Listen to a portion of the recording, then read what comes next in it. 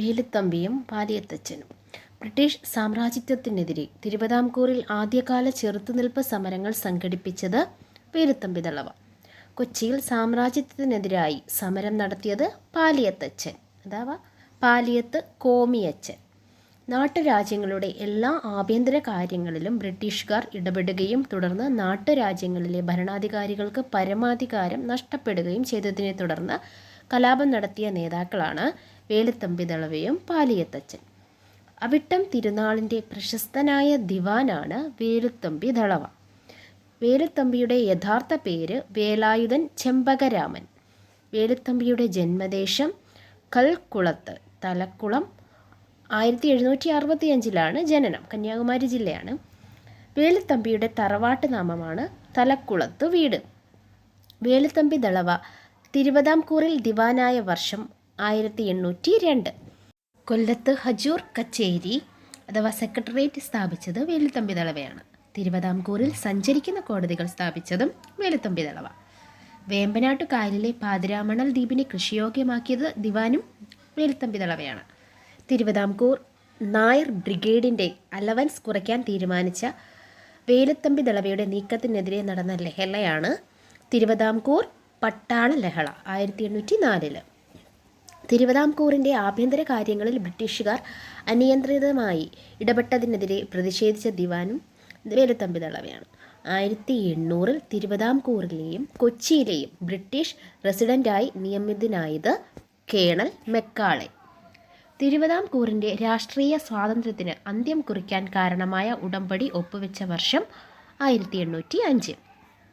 രാജ്യത്തിന് വൻതുക നൽകേണ്ടിയിരുന്ന മാത്തു തരകൻ എന്നയാളുടെ ഭൂമി കണ്ടുകെട്ടാൻ വേലുത്തമ്പി പുറപ്പെടുവിച്ച കൽപ്പന റദ്ദാക്കിയത് കേണൽ മെക്കാളെ. ബ്രിട്ടീഷ് വിരുദ്ധ പോരാട്ടങ്ങൾക്ക് വേലുത്തമ്പിയെ സഹായിച്ചത് പാലിയത്തച്ഛൻ.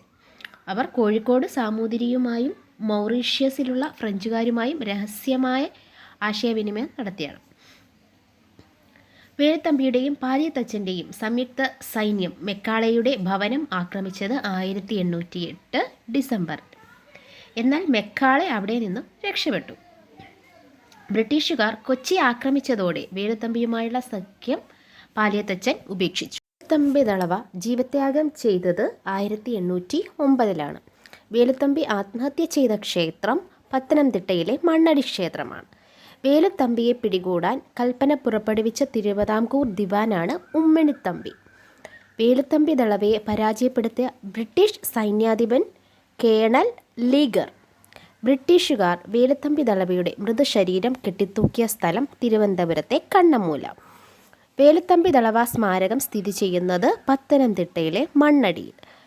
വേലുത്തമ്പി ദളവയുടെ പേരിൽ സ്ഥാപിതമായ കോളേജ് സ്ഥിതി ചെയ്യുന്നത് തിരുവനന്തപുരത്ത് ധനുവച്ചപുരത്താണ്. VTMSS college. വേലുത്തമ്പി ദളവയുടെ വാൾ സൂക്ഷിച്ചിരിക്കുന്നത് തിരുവനന്തപുരത്തെ നേപ്പിയർ മ്യൂസിയത്തിലാണ്. പ്രീവിയസ് ക്വസ്റ്റ്യൻ ആണ്.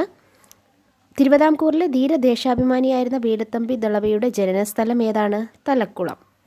UP അസിസ്റ്റന്റ് 2020 ചോദിച്ച ക്വസ്റ്റ്യനാണ്. കുണ്ടറ വിളംബരം. കുണ്ടറ വിളംബരം നടത്തിയ ഭരണാധികാരി വേലുത്തമ്പി ദളവ. കുണ്ടറ വിളംബരം പുറപ്പെടുവിച്ച വർഷം 1809 ജനുവരി 11. കുണ്ടറ വിളംബരത്തിലൂടെ വേലുത്തമ്പി ദളവ ബ്രിട്ടീഷുകാർക്കെതിരെ സമരം ചെയ്യാൻ ആഹ്വാനം ചെയ്തു. ദക്ഷിണേന്ത്യയിലെ കൊളോണിയൽ വിരുദ്ധ സമരത്തിൻ്റെ നാഴികക്കല്ല് എന്നറിയപ്പെടുന്ന രേഖ കുണ്ടറ വിളംബരമാണ്. സാധാരണ ജനങ്ങളുടെ സാമ്പത്തിക ദുരിതങ്ങൾക്കാണ് കുണ്ടറ വിളംബരം ഊന്നൽ നൽകിയത്.